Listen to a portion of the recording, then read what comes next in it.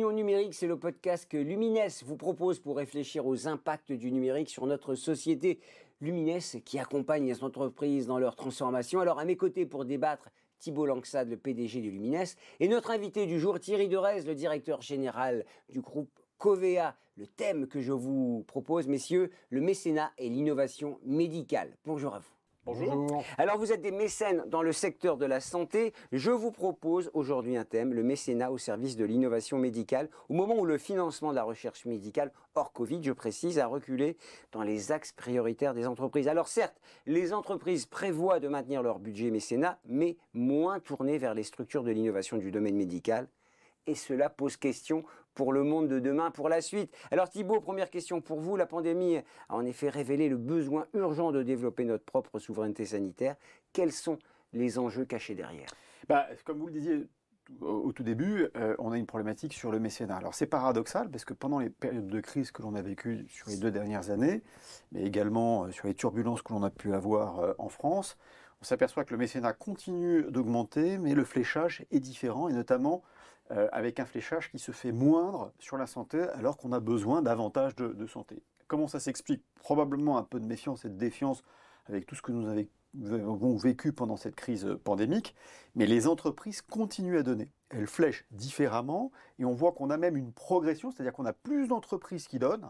On était l'année dernière à peu près à moins de 100 000 entreprises, et là on a dépassé le cap des 100 d'entreprises qui donnent. Petites, moyennes, grosses, avec des dons qui sont évidemment différents selon la taille de l'entreprise, mais donc on assiste à un refléchage sur les dispositifs d'éducation, de formation, mais également sur tout ce qui est social, un peu au détriment de la santé. Donc il y a une forme, on va dire, de vigilance qu'il faut avoir au moment où nos hôpitaux, au moment où nos fondations et les fondations de recherche ont besoin davantage de fonds, eh bien une forme, non pas de désamour, mais de refléchage sur ces dispositifs. Pourtant, c'est essentiel. Alors pourtant, c'est essentiel. Comment on peut le corriger ? Je pense qu'il faudra sortir de cette crise Covid pour retrouver une forme d'apaisement. Mais nous avons besoin de remettre des fléchages parce que ce sont, on va dire, des dispositifs d'avenir pour réduire les pathologies, les maladies graves qui, on va dire, sont très prégnantes dans notre société aujourd'hui. Alors chez Covea, vous êtes aussi un grand mécène dans le domaine de la santé. Vous avez pris conscience des enjeux autour de ce thème. Quel est votre regard justement sur cette souveraineté, sur ce besoin de financer malgré la situation, toujours et encore et toujours? Alors, sans doute, la crise, qu'on appelle la crise Covid, a eu pour conséquence de raccourcir le regard des entreprises et d'aller au plus pressé. Un peu comme quand on a un événement néfaste, on se précipite sur ce qui, à tort ou à raison, est considéré comme l'urgence.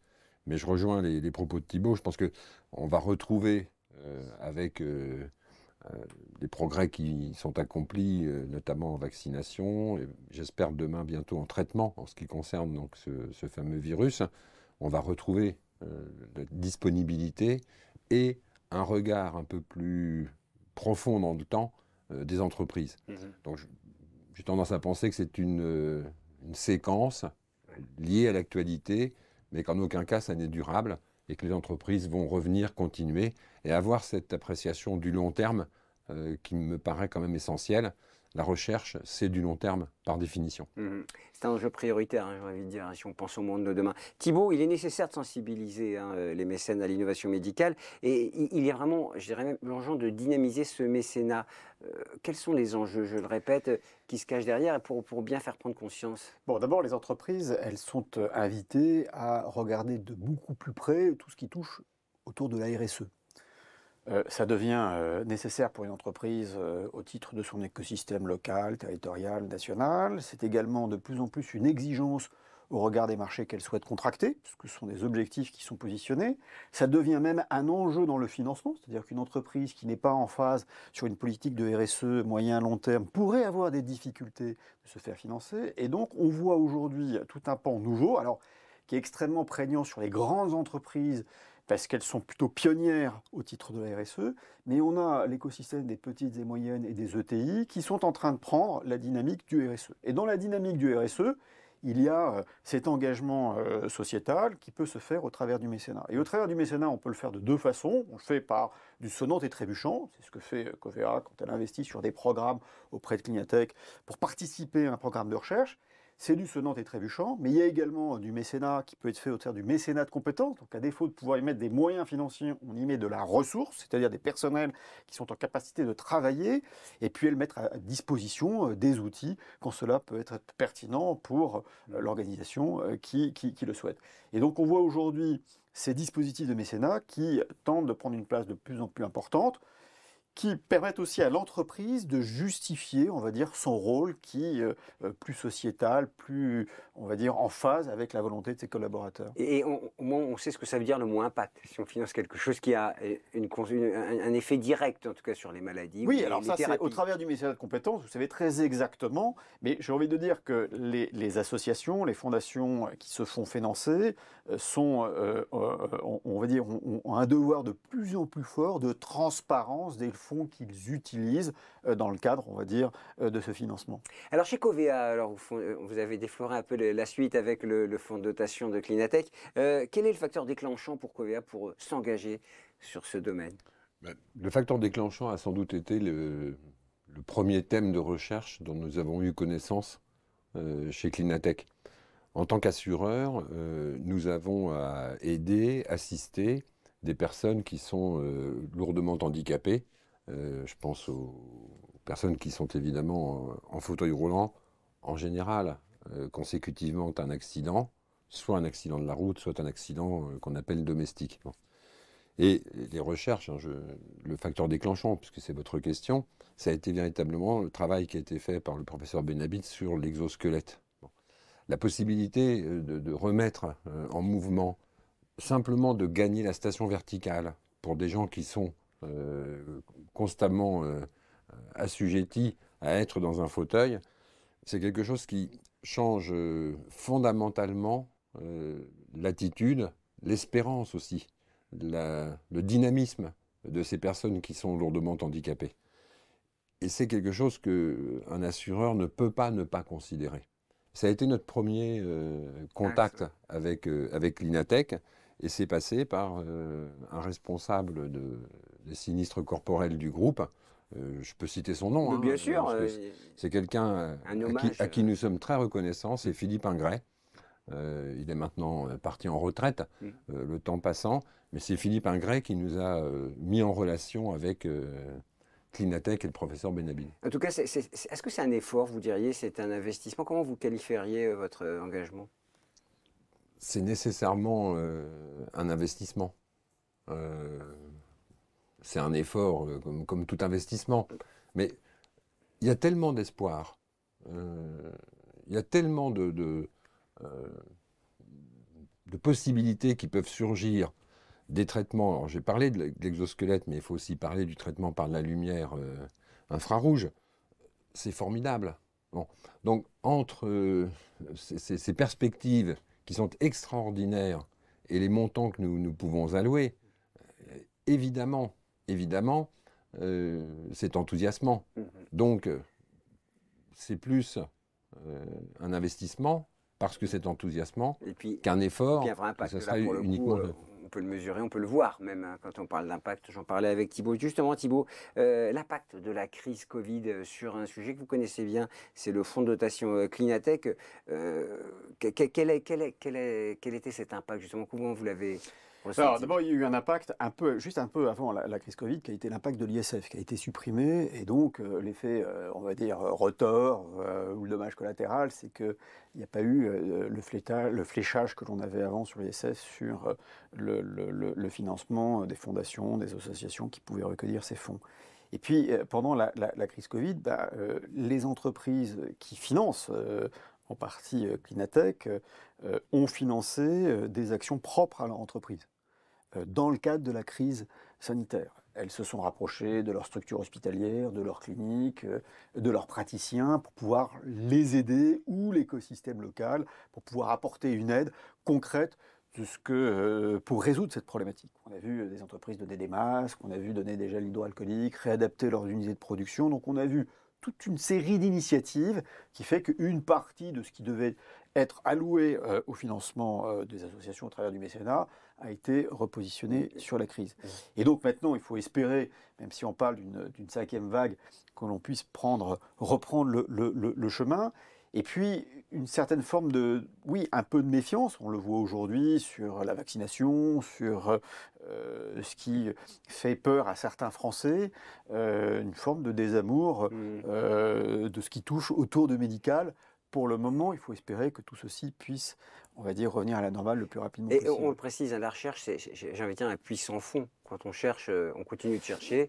Il n'y a pas de limite. Donc c'est pour ça que quand ça Non, s'arrête, je ne vais pas dire la frustration, mais quand on voit avec finalement des sommes qui sont conséquentes, mais qui ne sont pas astronomiques au regard du budget global de la santé, où on arrive à faire des progrès absolument incroyables sur Alzheimer, sur Parkinson, avec quelques entreprises et quelques partenaires qui participent, on va dire, à ce financement et que on voit des opérations avec succès. On parlait de la lumière infrarouge que l'on a introduit dans le cerveau pour pouvoir diminuer les effets d'Alzheimer. On se dit, mais si on pouvait mettre davantage de financement, on irait probablement plus vite. Mais c'est le cas de toutes ces associations, c'est le cas de toutes ces fondations qui ont des causes extrêmement honorables, en disant, bah, on manque de moyens pour aller plus vite. Et puis, j'ai envie de dire, en France, contrairement à d'autres pays, notamment aux anglo-saxons, la générosité, on va dire, a besoin d'être travaillée. C'est horriblement compliqué de convaincre une entreprise qui est déjà appétente à financer, parce que ça passe par des process, ça passe par, on va dire, un pitch auquel il faut convaincre. On a probablement plus de choses à apprendre des anglo-saxons qui sont beaucoup plus rapides dans leur prise de décision quand il s'agit de mécénat. On retrouve ça, vous savez, à l'université où les alumni, ils aident leur université. Là, on donne volontiers. Dans la santé, c'est idem. Hein, aux États-Unis, les donations sont importantes. Alors, j'aimerais qu'on fasse un peu de bonne pratique, si vous permettez, Monsieur Derez. Vous avez décidé de flécher vos dons pour la maladie d'Alzheimer, en ce qui concerne Covea. Alors, faites-nous partager comment vous avez décidé ça et comment ça s'est passé. Si vous voulez, la France a un bon classement en termes d'espérance de vie. L'espérance de vie moyenne des Français, alors évidemment elle est différente selon que vous êtes un Français ou une Française, mais ça c'est planétaire.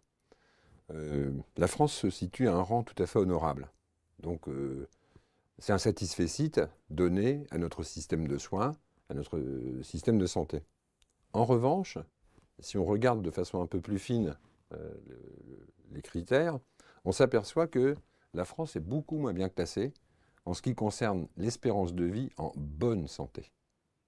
Ça veut dire que en France, plus qu'ailleurs, même si c'est un problème qui est évidemment général, mais en France, plus qu'ailleurs, nous avons un problème de dégradation de la santé qui est plus rapide chez nous dans les dernières années de vie que dans d'autres pays.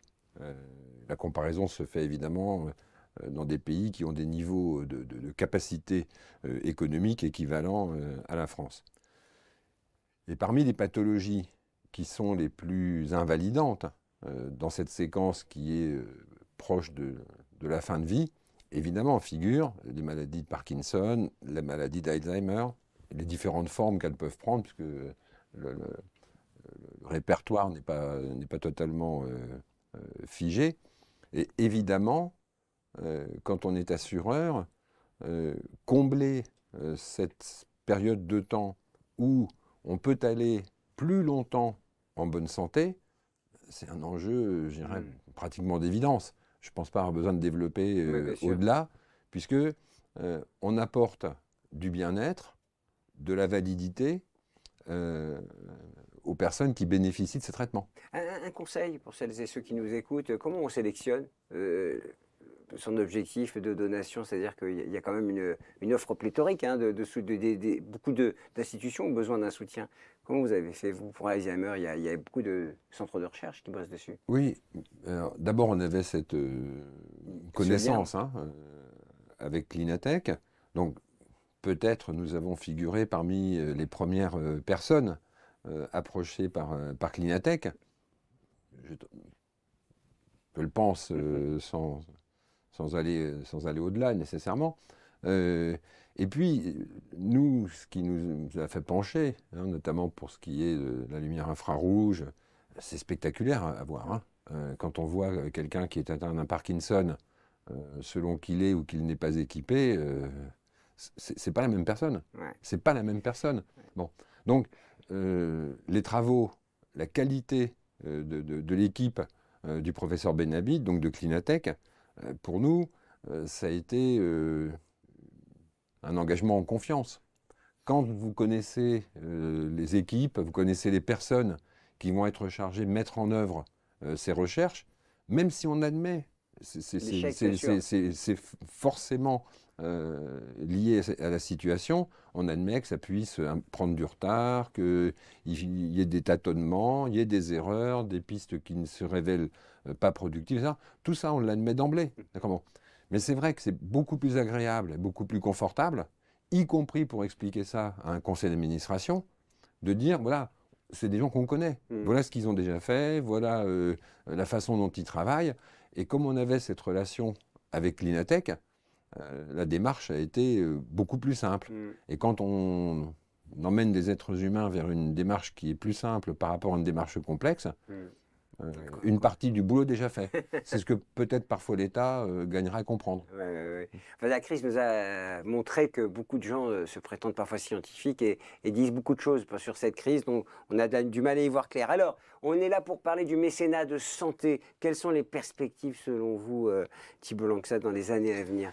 Je pense qu'elles seront de plus en plus importantes pour la raison que j'ai évoquée tout à l'heure. C'est au titre du RSE qui devient un élément clé dans le développement de l'entreprise. Et donc, il y aura de plus en plus d'entreprises, petites, moyennes et grandes, qui vont tenter, on va dire, d'élargir leur spectre et qui seront, je l'espère, de futurs financeurs d'associations, de fondations, et je l'espère en tout cas de Clinatech. Et donc, on est dans une dynamique où les entreprises ont une responsabilité plus qu'économique, sociale et environnementale. Et c'est à ce titre-là qu'on peut voir une augmentation, ce qui est d'ailleurs la crise les indicateurs le montrent, on est sur une augmentation du mécénat et qui sera en numéraire, ce qui est pour le moment le maximum de cas, avec d'autres outils, notamment comme le mécénat de compétences. Mais surtout, on le rappelle, hein, l'attractivité de la France, l'attractivité économique, elle passe par ce secteur de la santé, évidemment. Bien sûr, elle passe par ce secteur, puisqu'une partie de ces dons, on va dire, sont essentiels à la recherche en France. Il y a peut-être aussi des éléments de réflexion, d'harmonisation, de rationalisation sur des projets qui nécessitent, on va dire, des financements plus importants. Quand on parle de la maladie d'Alzheimer, c'est à peu près 1 million de personnes en France qui sont touchées par Alzheimer. Quand on connaît la fin de vie d'Alzheimer, et si on arrive à ralentir le processus, ça aura un impact extrêmement important pour le patient, bien évidemment, pour la personne qui prend en charge le patient, qui est tout aussi, on va dire, à prendre en considération, et surtout l'écosystème économique qui supportera cette charge, de pouvoir mieux la répartir et de mieux la gérer. Donc on voit qu'il va falloir qu'on se repositionne sur certains sujets. Parkinson en est un sujet, le cancer en est un autre, qui permettra... On ne manque pas de sujet, hélas. Même question pour vous, Thierry Dorez. Alors, les perspectives, selon vous, sur ce domaine de la santé, elles sont nécessairement à la hausse, parce qu'on voit bien que les sujets à adresser sont multiples. Oui, je ne veux pas répéter en abâtardissant ce que vient de dire Thibault. Mais prenez peut-être l'exemple avec OVA, peut-être. Non, très simplement, si vous voulez. On voit bien que la santé, même si on fait de la crise Covid une parenthèse, est une demande de plus en plus insistante de la part de nos concitoyens. Regardez les initiatives qui sont actuellement souvent prises. Il s'agit d'aider les aidants. Oui. Comme si on avait déplacé le sujet et qu'on ne puisse plus aider et chercher tout simplement à soulager ceux qui souffrent. Donc, la démarche, comme celle que nous menons, c'est une démarche qui vise à attaquer le sujet à son cœur, à sa racine. Le jour où on aura moins de personnes qui auront besoin d'être aidées, le sujet de savoir comment on aide les aidants deviendra, évidemment, il existera toujours, mais il prendra moins d'amplitude, moins d'importance.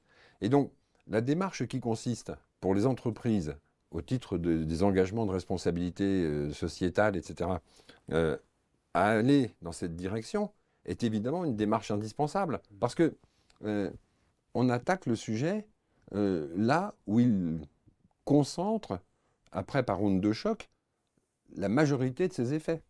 Et donc, y compris économiquement, c'était en creux dans ce que vient de dire Thibault, y compris économiquement, on voit qu'on entraîne une amélioration.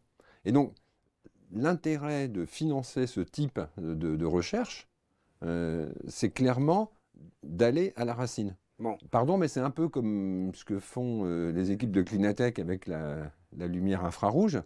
Il s'agit d'aller sauver des neurones qui sont en péril et qui, par le bombardement par la lumière, retrouvent, ou en tout cas, n'entrent pas dans une situation pathologique. Eh bien, par analogie, hein, pardon de cette formulation, mais par analogie, donner à Clinatech, c'est un peu se comporter comme la lumière infrarouge et aider à sauver des neurones. Eh ben, écoutez, si on peut sauver des neurones grâce à vous, on est preneur, évidemment. On aura toujours besoin de ça. En tout cas, j'espère qu'on a convaincu ceux qui nous écoutent d'investir sur le champ de la santé, parce qu'évidemment, le monde de demain, il s'écrit en bonne santé, hein, plutôt. Merci beaucoup, messieurs. Au Merci revoir. à vous.